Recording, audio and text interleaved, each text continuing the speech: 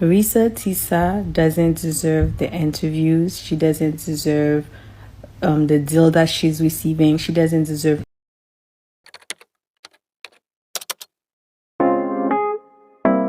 Reesa Teesa out here making history. We all know how viral her TikTok series has went. She's currently at over 400 million views on TikTok, but her bigger accomplishment is she has been signed by one of the biggest agencies in Hollywood. She's signed to an agency called CAA, but of course not everyone is happy for her.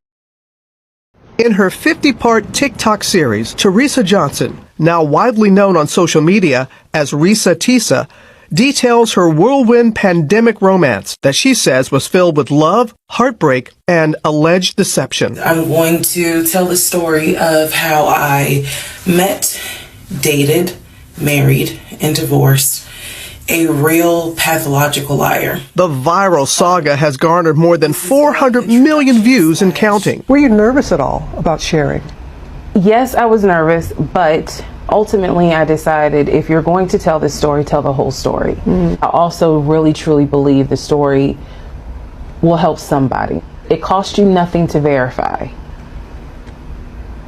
but it very well may cost you everything to not verify. People are saying that Reesa Teesa does not deserve to be signed with one of the biggest talent agencies on the planet, CAA, which she just signed with this week, and people are furious. And guys, make sure and click the plus sign. I'm gonna have more on this you don't want to miss. Sound off in the comments and tell me what you think, and make sure and watch to the end. This is probably not gonna go where you think it's gonna go. Earlier this week, Reesa Teesa signed with CAA. It is one of the top 5 talent management agencies in the world, and that is such a huge accomplishment, but for anybody, but especially an unknown TikToker. However, as the internet does, there is a lot of backlash, and people are saying she doesn't deserve this. Even Legion came out, even though he said he wasn't going to talk to anybody anymore and do any more interviews. He came out and said to TMZ, she has no talent, she doesn't deserve that. But is that true? I can understand to an average, normal person who doesn't do social media or do content creation at all successfully for a living,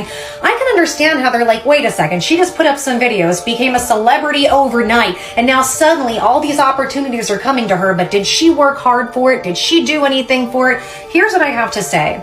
As somebody who's been a content creator since 2017, literally late 2016 is when I started on YouTube, and I've done this for a long time, and I've been able to be successfully at it, thankfully, on several different platforms.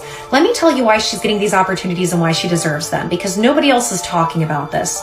Reesa Teesa has literally now changed the face of TikTok. It was only over the last year TikTok started to roll out 10-minute videos for only some creators. So even them having over 1-minute videos has been a big deal over the last year or 2 years.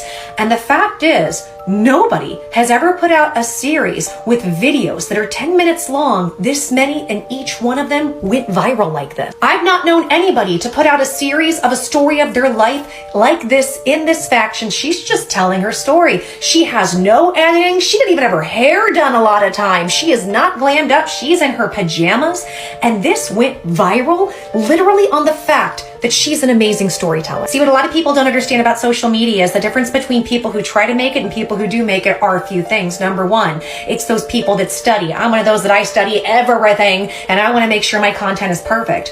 Reesa didn't do that in regards to how you make normal content. However, number 2 was what Reesa did. And this is why what she did is so phenomenal. She's a great storyteller who had none of the other things on what you're supposed to do to make videos go viral. It was literally on her storytelling alone and her being able to connect with her audience and empathize with her audience that got these videos to where they are. Now, a lot of people like to say, well, why doesn't she doesn't deserve this? It happened overnight. It doesn't matter. God's timing is God's timing. Divine timing happens when it's right for you. And for whatever the reason, the universe said, this is her time. And for some people, they don't need to work extremely hard. In fact, what I'm going into 2024 with is I want to work smarter at everything and not harder. And that's what Reesa did. So my real question is, are people really mad at her saying she doesn't deserve it? Or are they just jealous because they've put in work, or maybe they've even put in no work to something that they want that Reesa has, that God gave Reesa? and they're angry they didn't get it. And if you're in that camp of people who are angry at Reesa, here's what I would ask you. I would ask, why are you angry at her? This is something I love in spirituality and Eastern philosophy. You're never upset for the reason you think. Are you really upset with her? Or are you upset that things aren't working in your life? And because they're not working the way you want in your life, they shouldn't work for her.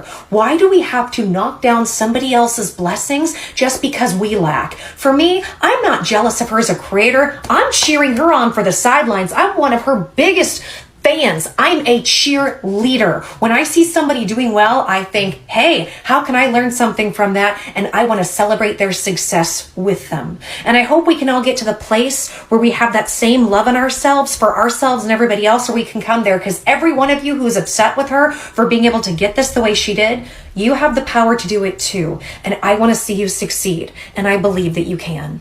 I want to know, what do you guys think about my assessment? Tell me your thoughts. Sound up in the comments and click the plus sign. I've got more coming.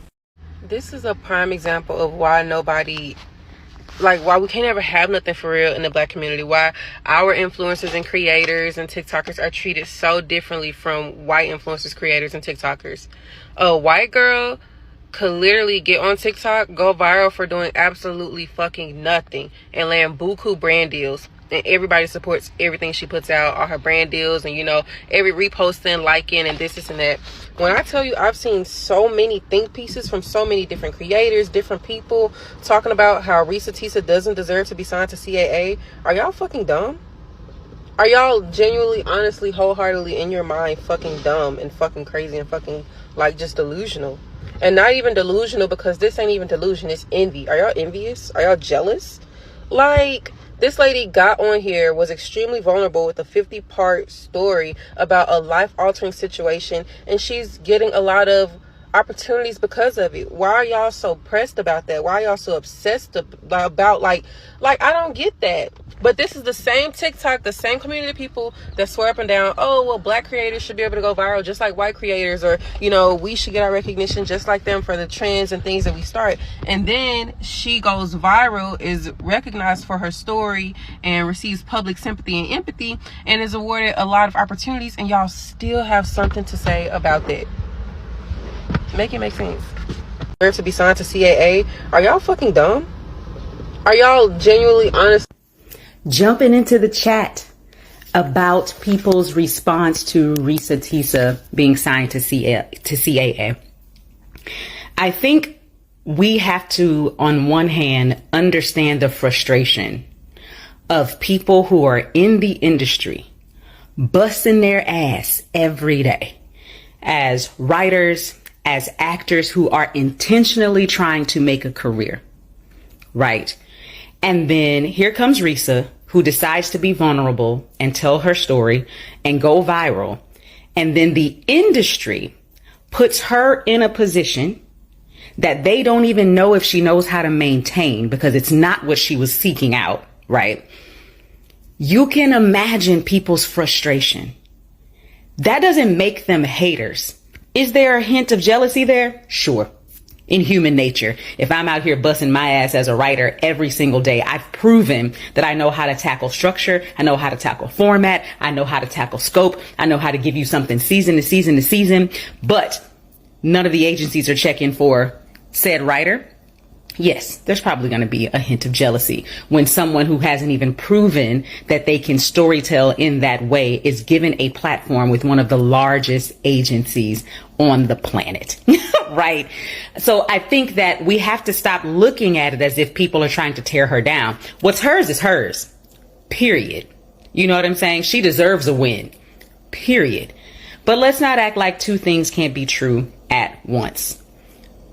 Actual creatives who are in the industry, who are trying to do this thing on a professional level, who are trying to prove themselves every single day, can be frustrated that someone who wasn't even trying, wasn't even looking for any kind of gig in this industry, is now being given that opportunity, and also understand that what's hers is hers, and this is special for her.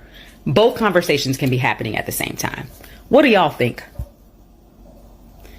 If you don't know, I was about to stop the video, but if you don't know, I'm Shannon E. Johnson, former TV executive, now script consultant, CEO, and head consultant at The Professional Pen, where we develop screenwriters from idea to pitch. Need help with your screenplay? Go to www.theprofessionalpen.com. Okay, now tell me what y'all think. Someone in the comments said, y'all really be trying to make hating sound educated. Reesa Teesa doesn't deserve the interviews. She doesn't deserve the deal that she's receiving. She doesn't deserve anything that is coming her way. This is what I'm seeing all over social media. The hate, the jealousy that some of you have in your heart for a total stranger. It is unhealthy. It is mental at this point. Like, some of us, like, what's up with that? For the past probably 2 weeks, the lady got the entire internet on lockdown, okay? So now she's getting what she deserves, but according to some of you, she doesn't deserve any of it.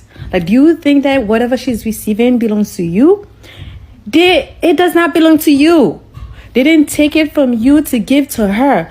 They all are her blessings. The CAA just signed Reesa Teesa, the creator of the 50-part Who the F Did I Marry series on TikTok. So what does this mean? Well, the CAA is a talent agency that essentially just takes the people that they sign and help them try to get movie deals, show deals. And honestly, I think it's a no-brainer that they're going to make a TV show after this, because she made a 50-part series that was 8.5 hours long and got millions of views on every single episode. Now, for reference, her series got 437 million views, and this was just 4 days ago. I bet it's way more than that now. And if you don't realize how huge that is, this year's Super Bowl got 123 million viewers. She got 4 times more views than the Super Bowl. The real question is, if they made a more professionally done Who the F Did I Marry series, would people actually watch it? Because I feel like part of the magic was of how casual she made that series and how homey and earthy it was. But honestly, I don't blame her for signing up with this agency and getting things moving,